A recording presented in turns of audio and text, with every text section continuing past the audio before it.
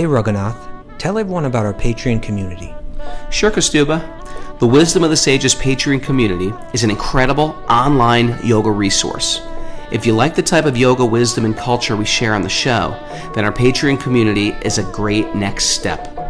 This is a listener-supported podcast, and any level of sponsorship will unlock a wide range of live and archived classes, talks, and even workshops. Raghunath teaches, I teach, and we have a host of other excellent teachers on topics ranging from yoga philosophy, asana classes, storytelling, Ayurveda, kirtan, cooking, meditation, and a lot more. We even have an incredible online Bhakti 12-step recovery group. So if you want to check it out, go to patreon.com/wisdom of the sages. All right, let's get it on. Om Namo Bhagavate Vasudevaya. Om Namo Bhagavate Vasudevaya. Om Namo Bhagavate Vasudevaya.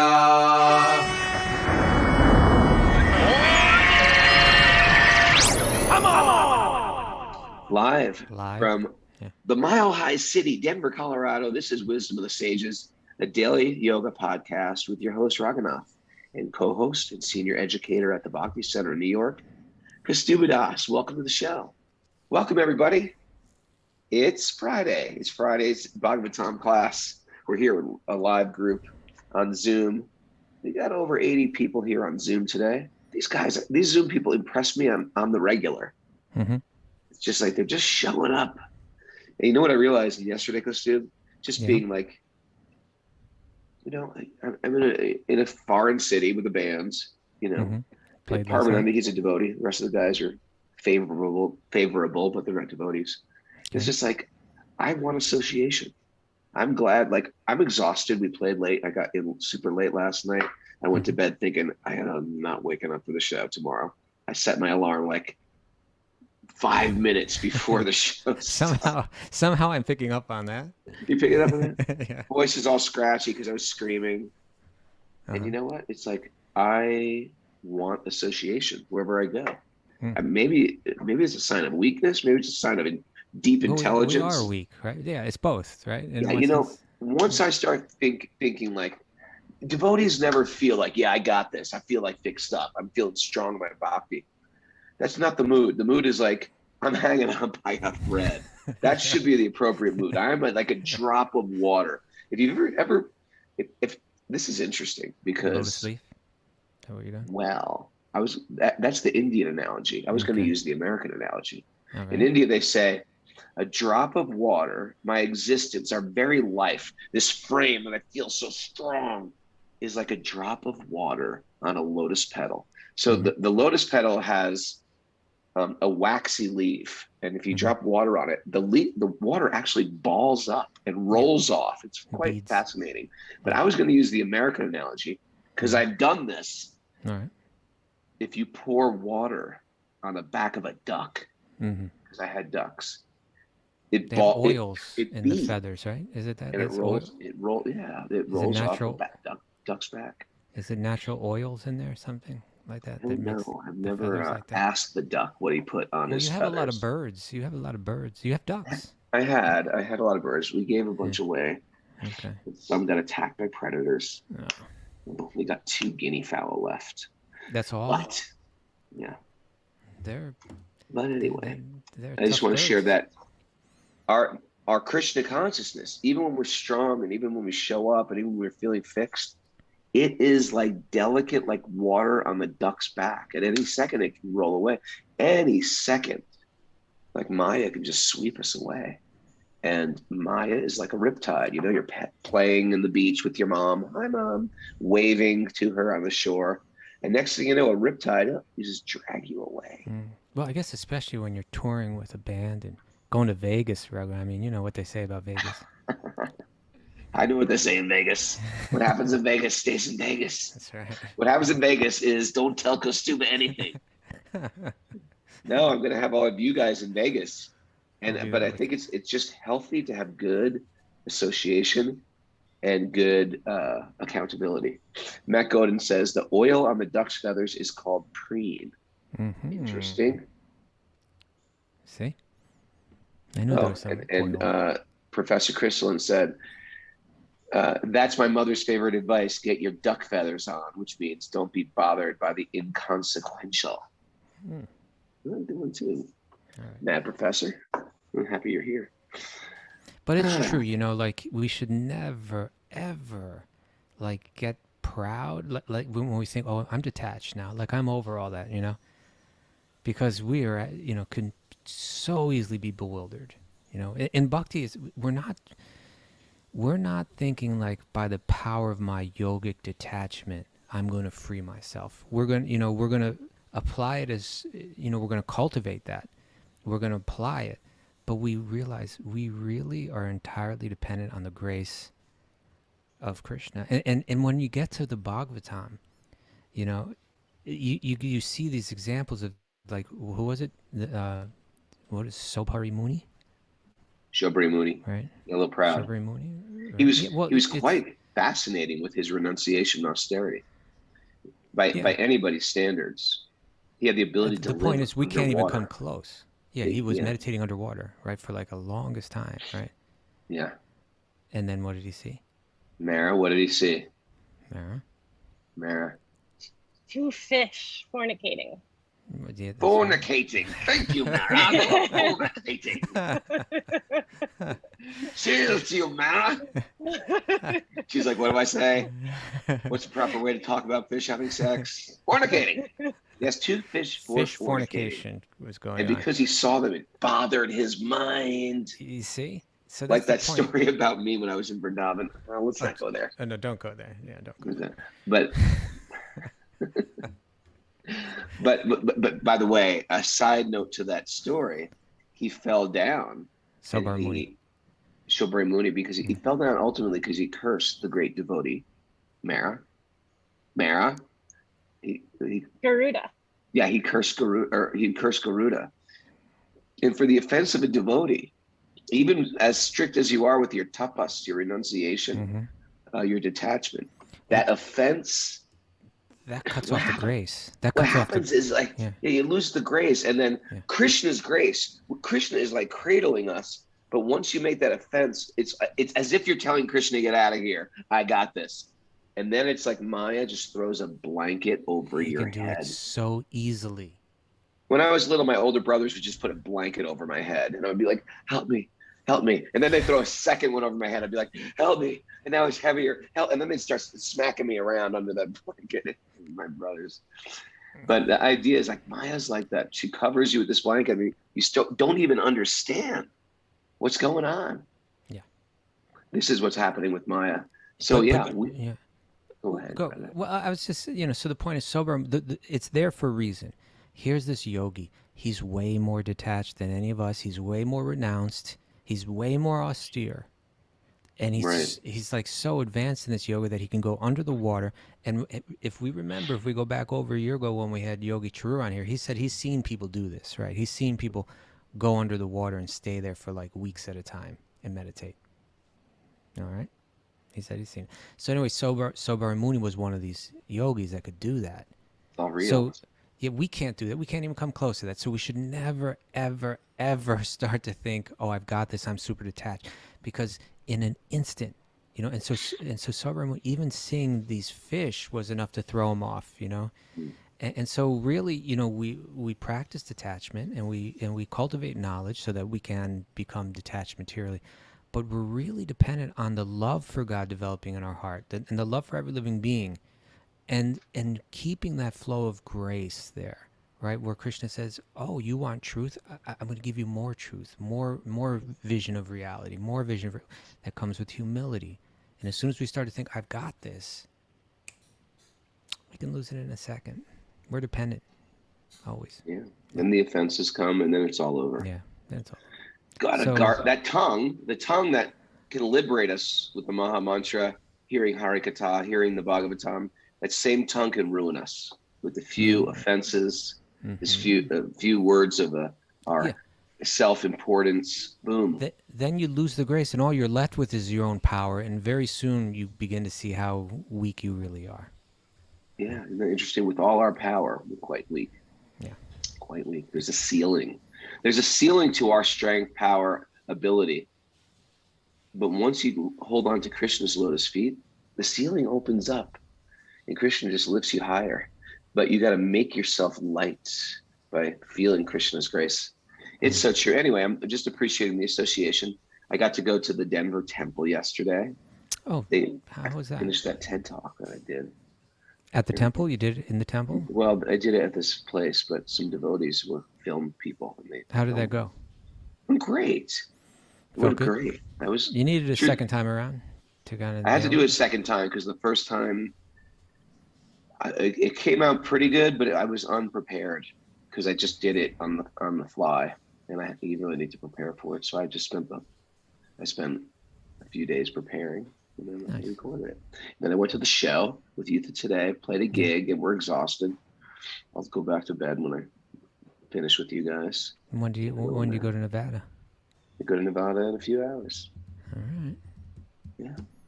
Okay, we ready to get into it? That's my story. Let's dive in here. We got a new chapter today. Oh, yes. Then we start our 25th chapter of the third canto. This means it's our 25th chapter of the year because we began the year with the third canto. Oh, that's very cool. Om Namo Bhagavate Vasudevaya. No, I already did that one. Narayanam. Narayanam Namaskritya Naram Chaiva Narotamam Devim Saraswatim Vyasam Tatojayam Mudirayat. Before we start in the Srimad Bhagavatam, which is our very means of conquest, one should offer respectful obeisances to the Supreme Lord Narayan. Unto Narayan Rishi, the supermost human being, and to Mother Saraswati, the goddess of learning, and to Srila Vyasadeva, the author.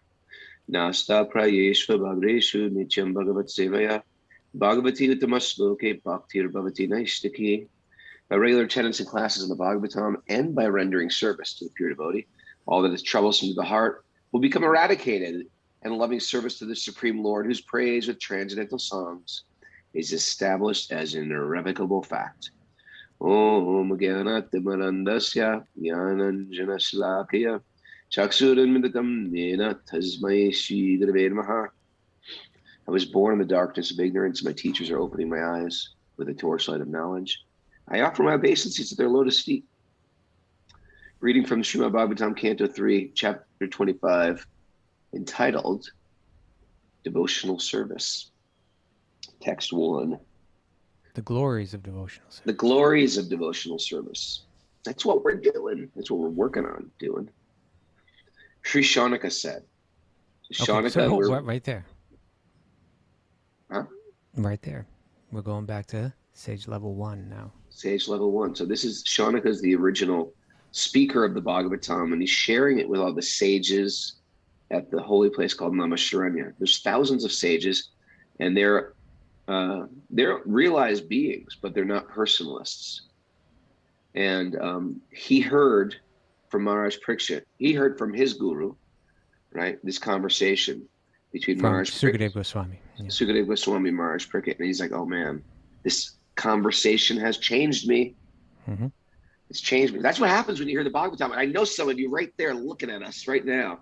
What happened is you heard Krishna Leela. Looking at Sherry Sutton, Julia. You guys can't help it.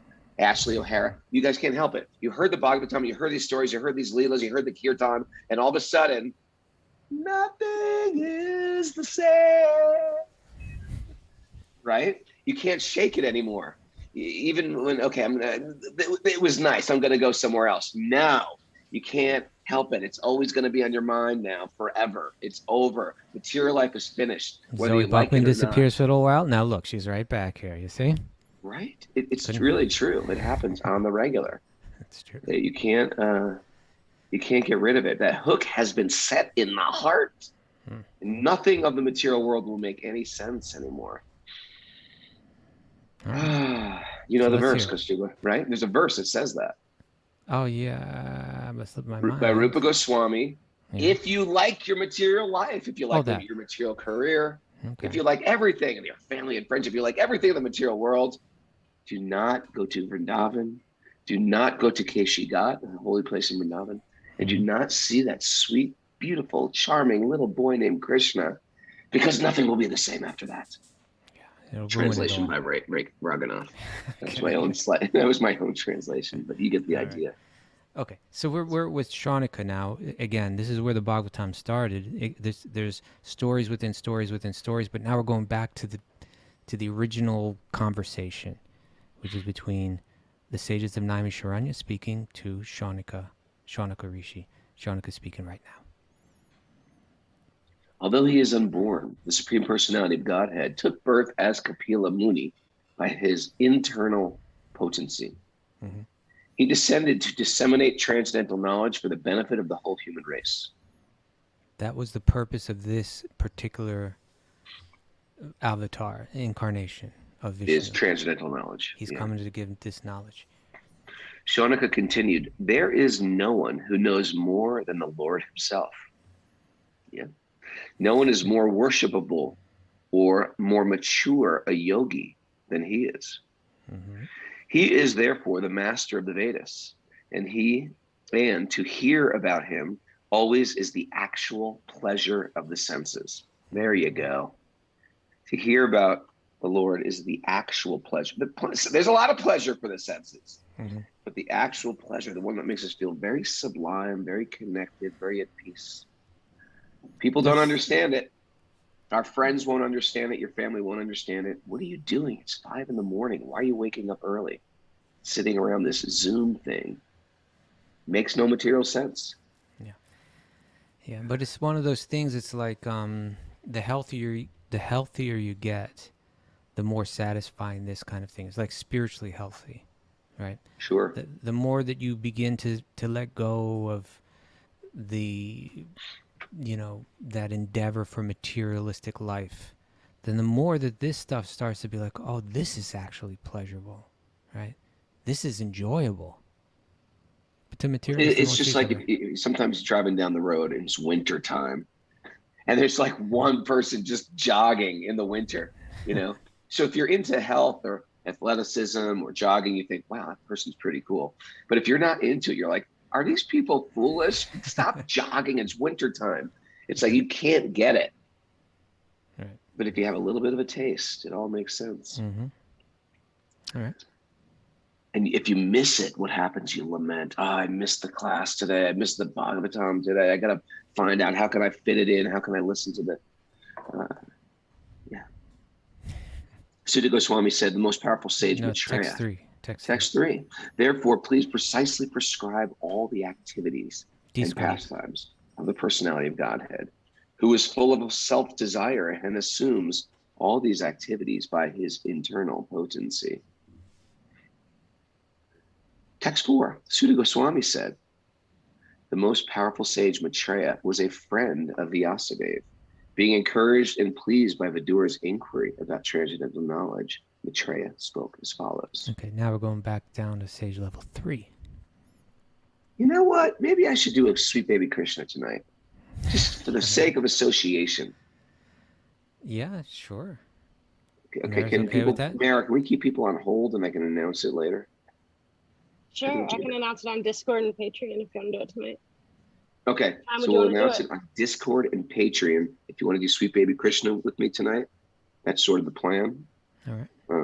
It might be a little late, like 8 would be 10, right? It might be too late. That's too late. 6:30. I'll talk to you, Mara. Maitreya said, when Kardama left for the forest, Lord Kapila stayed on the strand of the Bindu Sarovara to please his mother, Devahuti. He stayed on the strand? Strand, I don't know, bank maybe. I don't know, strand. Anyway, Bindu Sarovar is like a lake there. So he stayed by that lake. Have you ever been to Bindu Sarovar?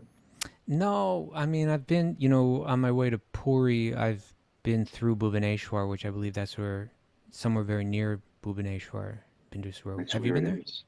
I've never been there, but that's where it is. Yeah. Bhubaneswar. When Kapila, who could show her the ultimate goal of the absolute truth, was sitting leisurely before her, Devahuti remembered the words Brahma had spoken to her And she therefore began to question Kapila as follows. Yeah, so Brahma, I think, was it last chapter or maybe before that, had assured Devahuti that her son, that Lord Vishnu would appear as her son and would speak all of this transcendental knowledge to her. And here's the mom speaking. Okay. I am very sick of the disturbance caused by my material senses. I feel the same way sometimes. Sick of it. I'm Sick of sick it all. of the disturbance caused by my material senses. The words here it says nirvina nitaram. So nirvina means disgusted, and nitaram means very. You got to get to that point, right? You know, I did it yesterday. I was at this point in material.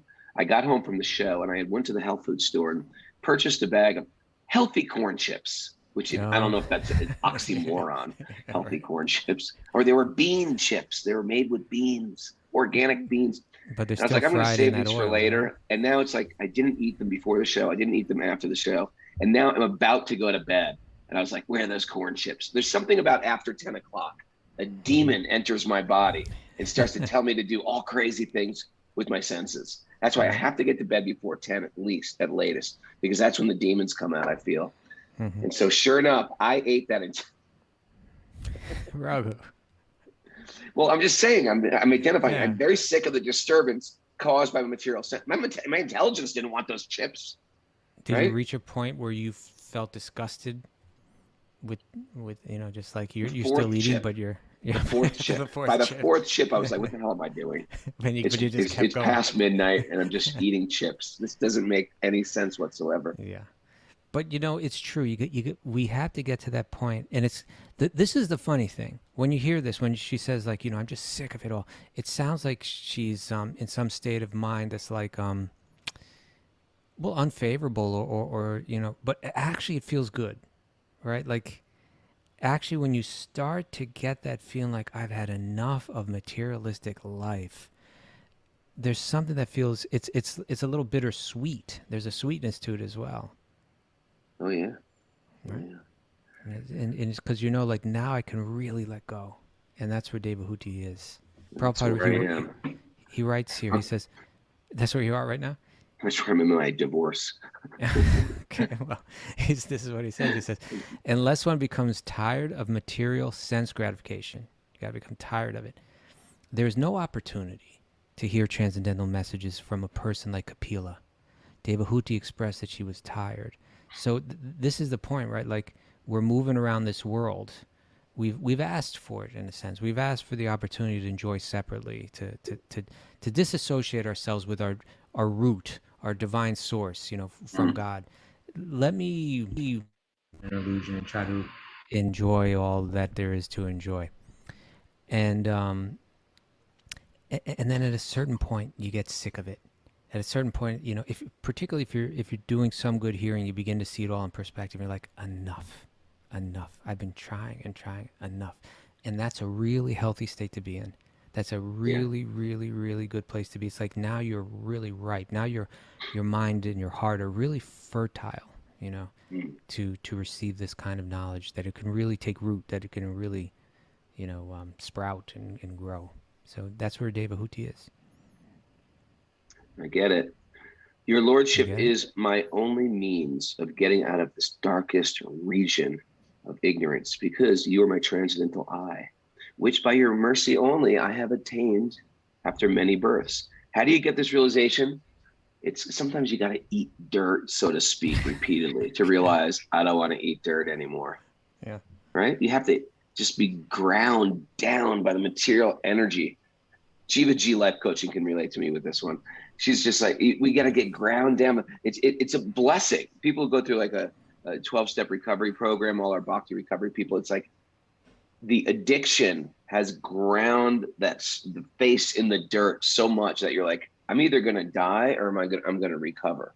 Mm-hmm. And that's the mood. And that's why people who've gone through addictive behavior and have come out the other side through a surrendering program like the 12 steps or Bhakti-yoga, is they start to glorify their addiction, because it's by the eating of dirt on a regular basis. You're like, I can't do this anymore. I'm not going to do this anymore. We get fed up with material life. And you think Devahuti, she must be like, why would she? But like, she's got the same sentiment. Yeah, well, we did read how they were flying around the universe in that spaceship. And, But yeah, they were just unrestricted. having a good time. Yeah, So I it get must it. have something to do with that. Flying around the universe, enjoying sense gratification. Your Lordship, your Lordship is my only means of getting out of this darkest region of ignorance. Because of you, you are my transcendental eye, which by your mercy only I have attained after many, many births. And that's how we get it. Sometimes it takes this lifetime, or it takes many births of eating dirt. It says here, you're my transcendental eye, Kaustubha. No, you're my transcendental eye, Raghunath. It says Sat Chakshu, transcendental eye. Sat Chakshu. That's very cool. Sat Chakshu. Interesting. Are you the supreme personality of Godhead? The origin? No. No, you are the supreme personality of Godhead. The origin and the supreme Lord of all living entities. You have arisen to disseminate the rays of the sun in order to dissipate the darkness of the ignorance of the universe. Now be pleased, my Lord, to dispel my great delusion. Due to my feeling of false ego, I have been engaged by your Maya and have identified myself with the body and the consequent bodily relations. That's it. That's like the genesis of all, where everything went wrong. It's like like when we were hiking in Cinque Terre and we took that wrong turn. You weren't with us. And we were just hiking and hiking and hiking. And we just got to a dead end. And we're like, we took one wrong turn and everything was wrong. Walking down this trail and going up and down. And this is what we've taken, one wrong turn on our path. And that wrong turn is, I am a boy. I am a male. I like the things that male boys like. I am a white Italian male New Yorker. That was the wrong turn. The whole world is like that too. Our politics are like that. It's a misidentification with the body of the self. And once you get into that, there's never an answer. There's never going to be a way to fix that until we get to this.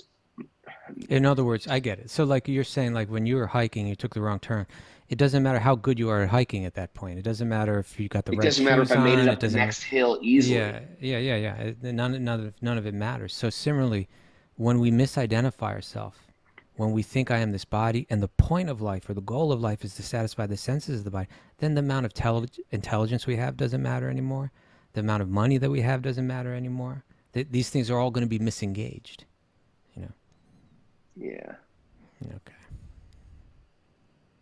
Can I join? I'm getting private messages from my little friend Karuna. A little Karuna?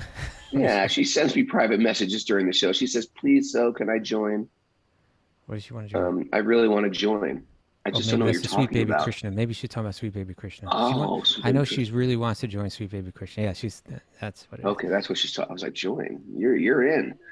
You're in anytime you want, Karuna. But the problem is the timing, because you're in Lebanon. So that's well, if I do it, yeah. Okay, let's continue on. What do you say? Text number 11. Yes. Devahuti continued, I have taken shelter of your lotus feet because you are the only person of whom to take shelter. You are the axe which can cut the tree of material existence. Ooh, you are the axe. I like that. I therefore offer my obeisances unto you, who are the greatest of all transcendentalists. And I inquire from you as to the relationship between man and woman and between spirit and matter. Here we go. This is a great commentary. Let's just spend some time with this one. All right. All right. Text 11. Yeah, the commentary here, because when she said, "You are the axe which can cut the tree of material existence." What did you think of when you heard that? I thought that of the what's his name? The Orthodox Jew hip hop guy. Chop them down, chop them down, chop. I don't know that. Right, Mata Yeshu. I was thinking of Bob Marley. Bob Marley had a song like that. Oh, did he? But even more than that, I was thinking of the 15th chapter of the Bhagavad Gita. Yeah, the banyan tree. The banyan tree, right? So it explains to you, if you ever look at a banyan tree, it's got first of all very deep roots, then very wide trunks, and then branches that go out very wide. They make incredible canopies. Sadhus end up living in those trees. They make little caves, and sadhus can make a little home in there. And the branches go very, very thin towards the end. And it's saying your material existence is like this big banyan tree. Complicated. And it's very complicated.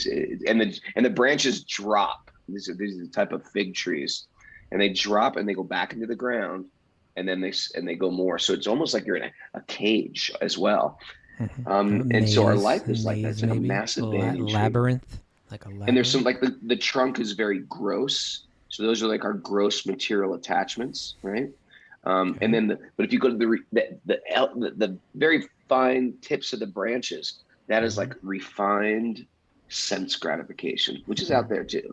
Fruits. Listening to Chopin and Mozart, it's like very refined, but it's sense gratification. But it's the idea is that, or mystical powers, refined sense gratification. But the idea is it's still material, and therefore the transcendentalist, sword in or axe in hand, right? You have to cut down the tree of material existence. So let's read this commentary. He's going to talk about this. Sankhya philosophy, as is well known, deals with Prakriti and Purusha. So if anybody's ever taken a yoga teacher training, Prakriti and Purusha, these are the words that the philosophy, they always call him the philosophy guy. Very often they call Kaustubha in. You're my philosophy guy for our teacher training. Okay. And sometimes I'm other people's philosophy guy.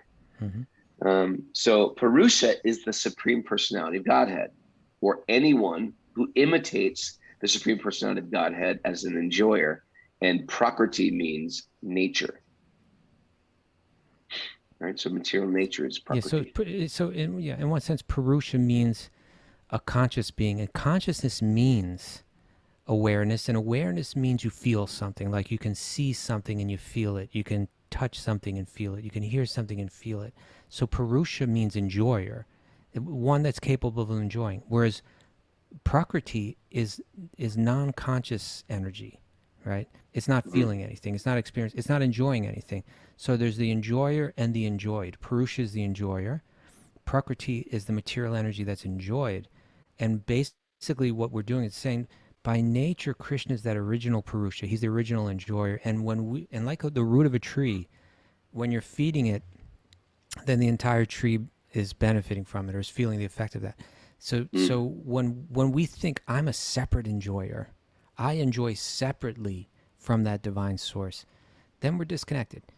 But when we see ourselves as Prakriti, in the sense of we're meant for the enjoyment of God, we actually enjoy more, even more than God. It's said, that's getting to the esoteric side.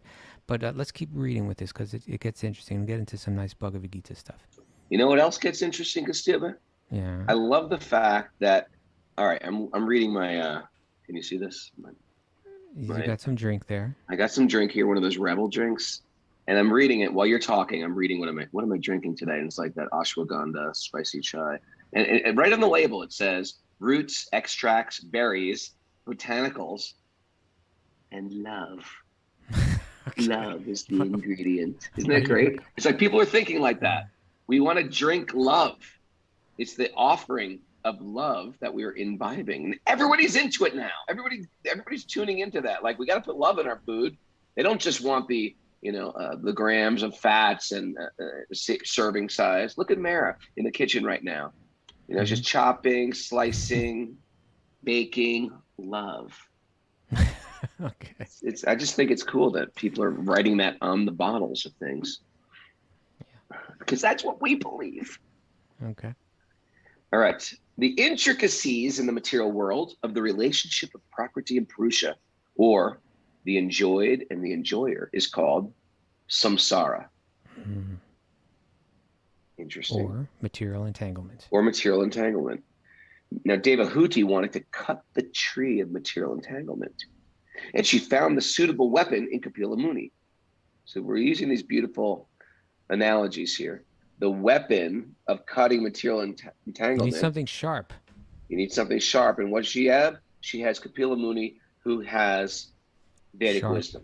Yeah, very sharp. You can cut the right. Like if I had Kapila Muni here last night, it would have been like, put it down, put down those chips. What are you feeding? You're feeding your body. How are you going to feel after that? What's going on? What are you thinking about? You've already eaten 4 chips and you feel like hell. Why are you going to eat that entire little mini bag of chips? Yeah, This makes no material sense, there's Raghunath. a combination of salt and oil with that grain that is hitting your tongue and is sending a message to your brain. You're identifying that feeling as enjoyment, even though it's gone past that point, and already your digestion is suffering and your stomach's not feeling well. Still, You're not even enjoying it. You're not even enjoying it. You're not even enjoying it. And you're still eating it. Can you understand, Raghunath? This is an addictive behavior. Stop right now. Stop. Cut it down. Cut down those chips. And then he might have grabbed the bag, and you might have held on to the bag, right? It was you know what? I think Vivi came to me in Italy in the form of Kapila Muni. Really? Kapila Muni came in the form of Vivi to me in Italy. She's like, okay, Raghunath, you've had enough pasta. You need more fruits and vegetables. I was like, get away from me, Kapila. Stop giving me your raw food advice. I'm in Italy. Let me enjoy the material world. All right. Yeah. Okay. All right. So you need someone sharp. Yeah. You're sort of my Kapila Muni too. Nah. We're in this together. We both need our Kapila Muni. Okay. The tree of material existence is explained in the 15th chapter of the Bhagavad Gita as an ashvata tree, right? A banyan tree, type of fig tree. Did you know that? Ficus. You want to throw that in? A ficus of sorts, yes. Also known as a people tree. If you want to play botany games with me, we can go there. All right. It's a type of people tree, an ashvata tree, whose root is upwards and whose branches are downwards. It is recommended that one has to cut the root of the material existential tree with the axe of detachment. What is the attachment? The attachment involves Prakriti and Purusha. The living entities are trying to lord it over material nature. Since the conditioned soul takes material nature to be the object of its enjoyment, and he takes the position of the enjoyer, he is therefore called Purusha.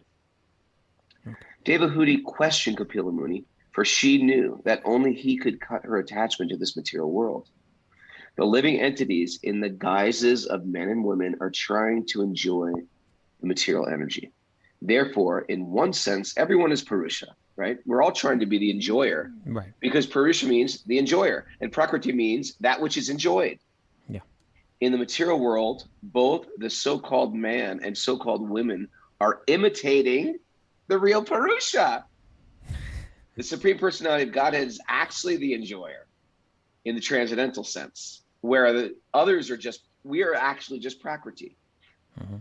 The living entities are considered Prakriti. I just said that. In the Bhagavad Gita, matter is analyzed.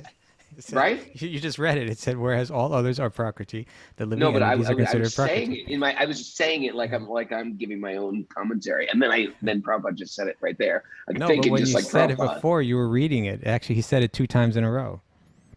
See? Okay. Whereas all others are Prakriti, the living entities are considered Prakriti. Okay. You can't take credit for that one. The living entities are considered Prakriti. And in the Bhagavad Gita, here he goes, matter is analyzed as apara, or inferior nature. Right. Whereas beyond this inferior nature, there is another superior nature, the living entities. Right? So we are above matter, in that sense.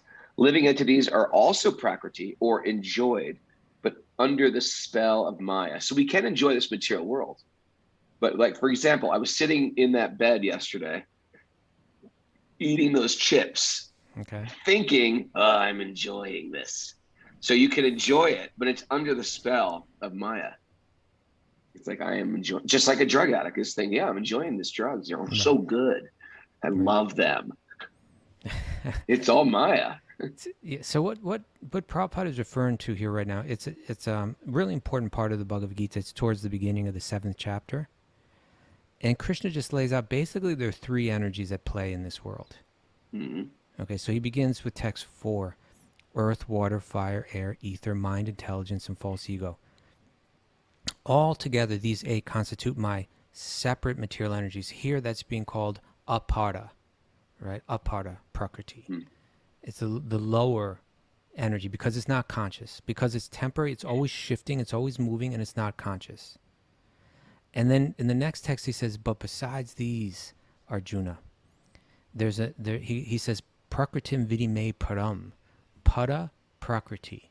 Prakriti vidime, hear from me, try to understand from me about this prakriti, which is pada prakriti, you could say. It's a higher energy. So he says, besides these, O Arjuna, there's another superior energy of mine, which comprises the living entities, that's us, who are exploiting the resources of the material inferior nature. So we're trying to play that role of Purusha.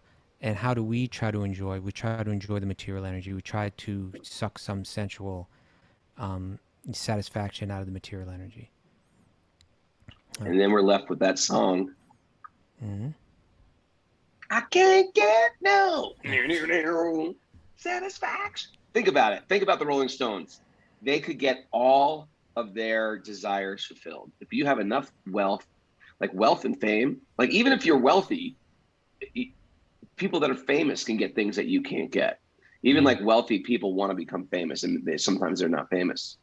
So it's one of those things. You have wealth, you have fame, reasonably good-looking guys, and they can get all their senses, desires fulfilled, and they still can't get satisfied. That is that gaping God hole in the heart. You said something to me the other day, Raghunath. I forget exactly how you phrased it. Did I drop a little wisdom nugget on your head? You did. You said something like this world is brutal or something like that. Was that exactly what you said? Do you remember what you said? I'm going through a tough time lately. Yeah, but this world is brutal. But it's a fact, it's a fact that even if you get that money and you get that fame and so on, still people suffer. Sometimes they suffer just as much or even more than everybody else, Sometimes that's what it's another one of those things where the 1% are controlling us, the 1% are this. I don't give a crap about the 1%. The 1%, unless you're free from the gunas, the 1% is suffering too. The 1% also is suffering. Look at all the stories in the Bhagavatam. It's not like they're just a bunch of peasants. These are kings. These are like leaders. These are powerful people. I mean, a king's wealth, we can't even fathom the wealth of kings. It's like inheriting, dynasties of wealth into their family. Right. And there's loss, and there's pain, and there's death of loved ones, and there's heartbreak. It's the whole Bhagavad, and there's a curse. Maharaj Pariksit is cursed to die. He's got to give up everything. Maharaj Chitraketu, his son dies. It's one sad story, the stories of Queen Kunti. It's one story after another of the 1% losing something so valuable, and they cry. Right. They cry. And what's interesting, Prabhu? Yeah. The 1%, like when I was, my first gig teaching yoga was very interesting. I was somehow transported and I didn't arrange this. This was just weird karmic arrangement. I went from being a punk on the Lower East Side to living in Los Angeles, teaching yoga for the ultra wealthy in Beverly Hills.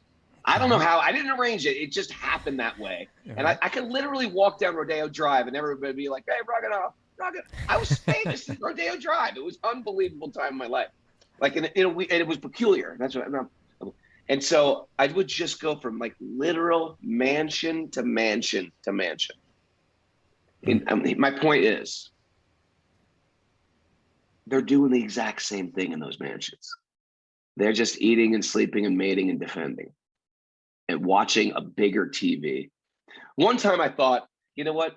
Maybe they do more refined things and stuff like that. And it's the same thing. It's the same thing. One time I came into someone's house and they had all these construction people in the backyard. I was like, what are you guys doing? And they're like, we're building a theater in the back. And I was like, oh, so nice. Your children are into puppetry? And they were like, no, just like a home theater, like putting a giant TV in. I was like, well, they're very wealthy. Maybe they're all into puppets and home dramas or something like that. It was just, I guess they call. They're just watching the same dumb shows as everybody else. They're watching the same dumb shows, or watching in the ghettos, in the favelas, or in these ghettos in India. Not they're ghettos, but they're very poor in India. They have satellites, right? Even you see in those shanty towns of India, there's a satellite there. and they'll have some TV, and they're watching the same shows they're watching in Beverly Hills, and they're eating, maybe their food is a little bit more refined, but maybe their cars probably are a little better. Their newer iPhones, it's the same thing. Unless you can escape this tamas and rajas, you're going to suffer. So as you get to sattva, there's more room for enjoyment, but you're still encased in a frame, right? You don't, even if you're sattvic, you're still encased in frame. You still could get your heart broken. You still lose the things that you love. It's only through that attachment does the suffering begin to the same things are happening, but we experience it in a different way because we're detached. So, but when you said that, it's really important because you read about this, in Bhagavatam and other books like this. It sounds very pessimistic, and in one sense, it's materially pessimistic. There you go. Yeah, there you go. Write that down there. Yeah. Materially pessimistic. I am materially pessimistic. Yeah, spiritually, I'm spiritually very optimistic. Spiritually I'm an optimistic. The glass is half full. That's my story. That's what I walk around. That's what I say. But we need to develop that material pessimism. Without that, the spiritual life doesn't really begin. It doesn't really take root. And one just has to make an adjustment. One has to look at life and say, you know what? No matter how many ways you turn that Rubik's Cube, the material formula just never snaps into place. And then you have to look at the brutality of the world. And you have to say, hearts broken again and again, tragedy, misery, suffering, boredom, depression, anxiety, all these things. You look at them, you don't think, oh, there's just a quick way around them, or there's, I can get past that and over that, and then I'm going to enter into that realm of utopia that I think's always just around the corner. No, you look at the world and you say, this world it's just that suffering is continuous. Now, is that dark for me to say that? It sounds like, but no. That's where everything begins to open up, because that's when you say, we need another formula, right? We need another formula. That's the spiritual side. And that's a very optimistic side. That side is so optimistic. It's like it's bliss personified. It's like it's unlimited bliss. But it means that you can now go through the same things that you go through this world. They're not going to mean the same, because you're not counting on them, You're not counting on things going right, and that's why you're going to find your happiness. As a matter of fact, you're counting on them going wrong, right? You get that. It's as if you enter into a forest, at dusk, and you're just sort of like, which way was the way I came in? So it doesn't matter if you're running through the forest to try to get your way out. If you're facing the wrong direction, you're just getting more and more and more lost. The material realm means sometimes we feel like, well, I just got to work harder. Well, I just got to dive deeper into this. I got to really just learn how to enjoy better. I'm just enjoying wrong. I've got to find more refined ways. I need a newer hobby for my sensual enjoyment. No, you're actually in the wrong direction. You're running deeper and deeper into the forest, and it's getting darker. That's material life. That is the kala, the time factor. It's getting darker, because what happens then? I can't enjoy the material world anymore. In my own life, I'm here in my mid-50s. Hard to even say. I'm here in my mid-50s. Especially I just did a reunion with a band called Youth of I'm surprised the whole audience is like, cut the crap. You're 55 years old. This is ridiculous. I want my money back. But I'm in my mid-50s playing a reunion with Youth of Today. And the fact is, it's like my senses can't enjoy it as much as I can, as much as I used to when I was younger. The window for sense enjoyment goes down and down and down as we age. And therefore... That's going to get darker. Yeah. But therefore, that's why getting into the yoga system, it actually ages well. Like a fine wine, when you think of something very old, you think, oh, it's all rotten. But there's certain things, what is it, like cheese, wine, as it gets old, it becomes more valuable. So yoga is like that. When you add yoga system, like everything from yoga asanas to pranayama to meditation to sacred literature, wisdom literature, as you age, you feel like this is refining my life. It goes well with. It's getting better. Yeah. I mean, singing in a hardcore band at my age, that doesn't age well, right? I feel like It's a young man's game, Raghu. it's a young man's game. All right. I think that's it for today. I think we need to hear if Oh Mara's got anything man, for us. Mara. It's time for Mara's Nectar Nuggets. What do you got for a We got some good takeaway? takeaways today. Good. We're so easily bewildered. We need to keep good association. Yeah. Get your duck feathers on. Don't be bothered by the inconsequential. Yeah, hold on a second. Let's say that again. Get your duck feathers on. Don't be bothered by the inconsequential. Yes. Nice. Material exhaustion and total disgust sprouts seed of devotion in the heart. I didn't say total disgust. That must have been yours. No, that was it said it right there in the purple in the word for word commentary. Near Total vinod, disgust with disgusted. material Nitaram realm. means very disgusted. I'm eating this dinner at a fine restaurant. Kaustubha comes in. This is totally disgusting. Any second Maya can sweep you away. Yeah. The ingredient we are looking for is love. That's the missing ingredient, my friends. The 1% suffers too. Yeah, they do. Don't be under the illusion that they're controlling everything and you're just their puppet. They're suffering too. Okay. There's no such thing as healthy corn chips after 10 p.m. No. Yeah, Even before. there's no such thing as healthy corn chips, even if they're made of beans. What if they put love in them? Good point. Good point. Okay. We Now need to I'm be confused. materially pessimistic and spiritually optimistic. There you go. Boom. Materially pessimistic and spiritually optimistic. That's the truth. Yeah. All right. This is powerful stuff. This is powerful information. This is powerful food for my soul. Thanks everybody for joining us. Woo! All right. You got to be careful going to Vegas, Raghu. I'm a little concerned, you know. Prabhu, Are you going to nothing be is like have inside. one of those I tables lived like in all night Reno, and you're Nevada. Nothing is impressive about. but you could nothing. be I'm at one not of those impressed. tables. You're at one of those tables and like My you're spending more. Maya is refined sense gratification. Oh, is it? Although I am Don't going- you see? Don't get we're proud gonna because get- we're in gonna a get moment dirt you. bikes and go motorcycling in the desert though. That's very what we're gonna do refined. tomorrow. That's a type of. I guess that's like the thinner limbs of Maya. I don't know. I don't know how thin that is. Come on, it's not gross. No, you're in Vegas a, like you're in a place where there's ride a actual. motorcycle in the desert. You're in a place and there's silence and you can appreciate that and you get like, this super noisy thing and you just like drive fast all around making I know, dust. but it's got dunes. You can jump the dunes. There's something very natural about that. Yeah, sure. But I'm worried you're going to be at the like they're spinning that wheel and you're there and you're like throwing more chips on the thing and your world's falling apart and The part of only it's chips like no. I'm throwing on that wheel are corn chips made Corn with chips. beans and love. Okay. All right. I'm just picturing Parmesan saying no, Raghunath, and you're saying no. Come on, I'm going to win. My luck's got to change. Just made some money with the band. I kind of just keep putting it down. Not attracted to gambling. Okay. Not attracted to those all-you-can-eat buffets the casinos offer. Not attracted to that. I like going to bed early. I'm an early bird. Well, you know what I is think attractive with is when little. Yeah, I was gonna say what's attractive. It's when Karuna dances. Let's get a Karuna going here, Mara, huh? Karuna's like, let us dance. Yeah, set it off.